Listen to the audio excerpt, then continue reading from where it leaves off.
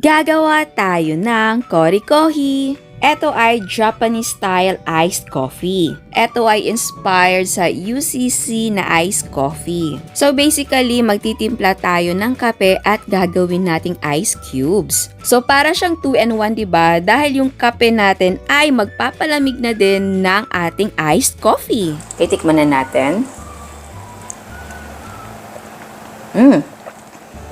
So sa kape, eto ang gagamitin ko. Kung ano yung meron sa bahay ninyo, kung ano yung paborito ninyo, or kung ano talaga yung ginagamit nyo na kape, yun na. And yes, of course, pwede po yung brewed coffee. Kung may tira kayong brewed coffee, huwag yung itapon. Lalo na kung meron kayong coffee shop tapos meron kayong tira na brewed coffee, huwag yung itapon dahil pwede pa yan.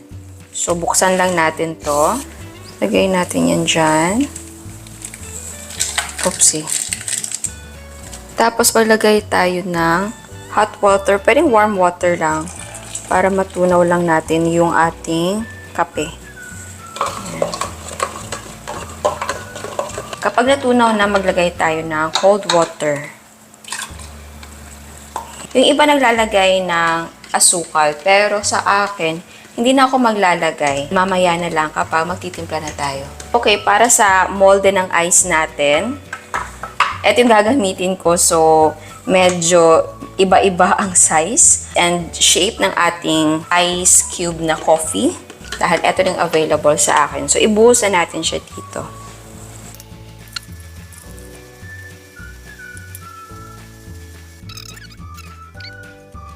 Okay, ito. Nagtimpla tayo ng dagdag.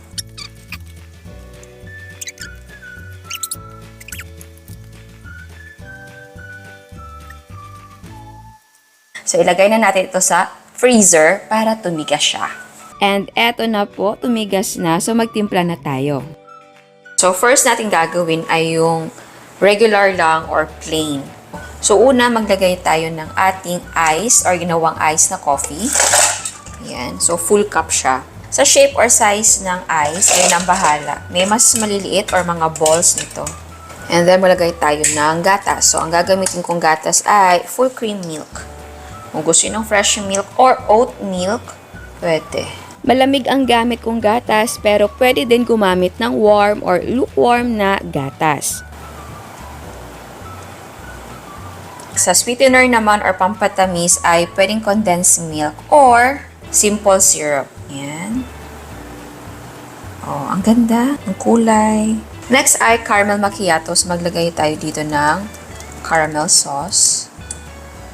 Ayan. Coffee natin na yellow. Next, full cream milk.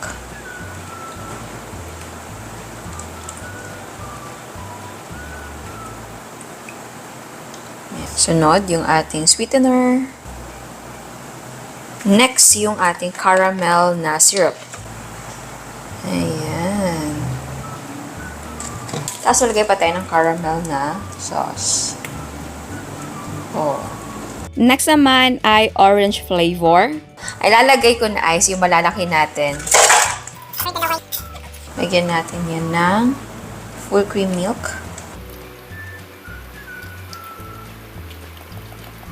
Okay. And then sweetener. Sweet. Para sa flavor, orange yung gagamitin natin. Tapos lagay natin yan dyan. Ooh. Next, strawberry flavored na coffee. Lagyan natin ng strawberry jam. Ayan. Pwede yung strawberry pie filling. Okay, tapos lagyan natin ng ice na coffee. Tapos full cream milk. Konting condensed milk.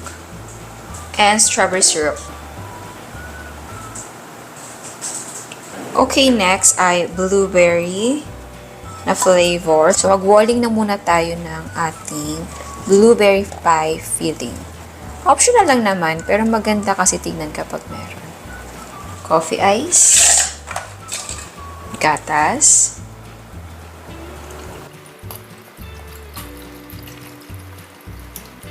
Sweetener.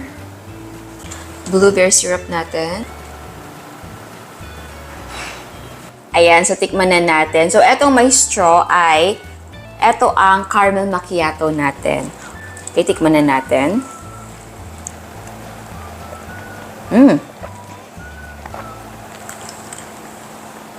Gustong-gusto ko talaga ang caramel macchiato. Okay. Ang lasa niya, regular lang talaga na kape. Regular lang na iced coffee. Depende na lang kung may flavors. Ang special lang talaga dito ay ang presentation or yung ating cube na kape. Ang first encounter ko nito ay Japanese brand na UCC sa coffee shop nila. So, very basic lang din yun dahil warm milk and then ice cubes na kape. So, walang flavor yun. Eto, naglagay tayo para kung gusto nyo ng flavored ang kape ninyo. Gagawin nito, caramel macchiato. Ako mahilig ako sa caramel macchiato. Eto, kahit hindi warm yung gamit natin na gatas, gradually natutunaw yung ating cubes. Tapos, yung flavor ng kape ay nagme-melt dun sa ating gatas. So, syempre, nagkakaroon na siya ng lasa na kape. So, di ba ang ganda ng idea na yung kape ay pwede mong gawin na ice cube. So, maganda din to kapag may tira ka sa brewed coffee mo. Yes, pwede sa brewed coffee to. So, wag mo siyang itapon dahil masisave mo siya and pwede mo siyang gawing iced coffee. Kung sa bahay lang, pwede ka mag-prepare nito. Hindi kailangan na brewed. Kung may paborito ka or may ginagamit ka na instant coffee powder, pwedeng yun na ang timplahin mo. Ilagay mo sa ice cube na tray. I-freezer. And yes, pwede kang maglagay ng asukal dun sa ginagawa mong ice cube. Sa atin, hindi na ako naglagay dahil yung sweetener na ginamit natin ay kondensada. And sa flavors naman na inilagay natin, very basic dahil ito lang yung available sa akin. Meron tayong orange. Ito yung sa caramel natin. And then, blueberry and strawberry. Meron pa akong mga apple pero baka hindi na type. Kung gusto yung mag-order nito, punta lang kayo sa Kusina Chef na double T. Tingnan nyo yung basket natin. Andun lahat. Yung mga flavors. Pili lang kayo. So, ayan. Teka muna. Pasip muna. Na-miss ko to.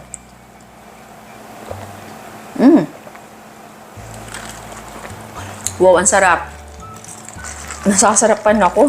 OA man yung paglasa ko dito. Pero yes, masarap talaga yung caramel macchiato for me. Pero yes, opo. Regular, lang talaga siya. Iced coffee yung lasa. Yung cube coffee lang talaga yung parang nagpaiba ng kanyang style. 'Di ba? Ice cube na kape. And sabi ko sa inyo, hindi ako mahilig sa sobrang tapang na kape. Pero eto, hindi pa kasi natunaw lahat. Kaya, okay pa sa akin. Hindi siya mapait para sa akin. And nga pala, ang ginamit natin na measurement sa kape ay 2 teaspoon ng kape sa 100 ml na water. So, kung natatapangan kayo nun, pwede kayo magtimpla ng sarili nyong measurements. So, pwedeng 1 teaspoon siguro sa 100 ml na water. Pwedeng ganon.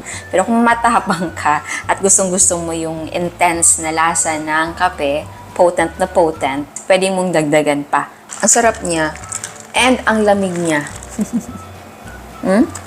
So, sige, tikim tayo ng ibang flavor. Gusto ko etong orange natin. Nakatikim na ako ng kape na may orange, pero black coffee yon. Tapos walang gatas. Orange juice. Yun, ito, may gatas. Tikman natin. Ay, bagay. Sa hindi mahilig sa kape, tapos nawiwirduhan na may orange, bagay siya.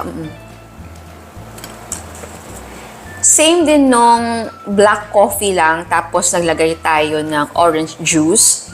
Orange juice naman yun hindi orange syrup yung gamit ko nun. Hindi ako mahilig sa sobrang kapilang, na kapilan talaga. Kasi black coffee yun Pero nagustuhan ko yung may orange juice. Ito masarap din. Hindi ko pala to first time. I think college ba ako noon? Or high school? Nagtimpla nga pala ako ang tagal na Nagtimpla ako noon ng kape. And yes, mas marami ang gatas noon. Naglagay ako ng kape, gatas, and then konting orange na juice powder. And nagustuhan ko siya. Eto, same.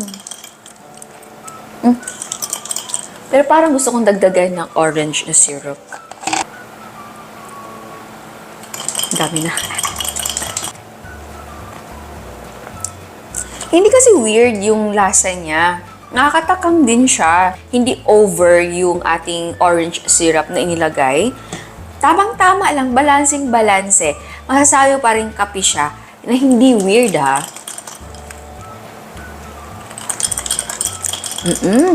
So, ano pa bang gusto niyong flavor sa kape? Maliban sa ginawa natin. O di ba napaka-fancy niya, invite ka ng friends mo, iced coffee tayo sa bahay, ako bahala. Tapos gawan mo sila ng ganitong style. And may niisip na naman ako. Pwede itong pagkakitaan. So ayan, sana nagustuhan niyo ang recipe natin ngayon. Ciao!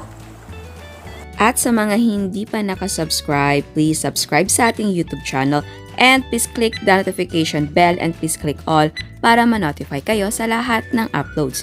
And please don't forget to like our Facebook page and follow us on Instagram. Thank you!